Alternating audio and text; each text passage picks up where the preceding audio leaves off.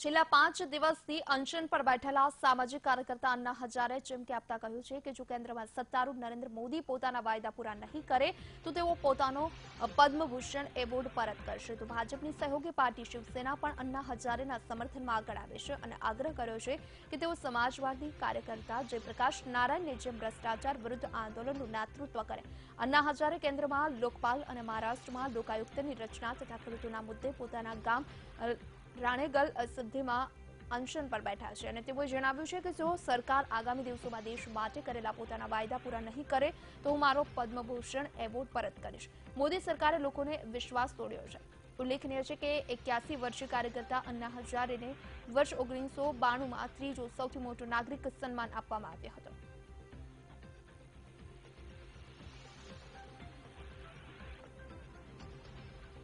8 तारीख किंवा 9 तारखेला या सरकारचा निषेध करण्यासाठी माझा पद्मभूषण पुरस्कार सुद्धा मी राष्ट्रपतींना परत करून दिला। काय गरज नाही, त्या पुरस्कारासाठी मी काम केलं नाही।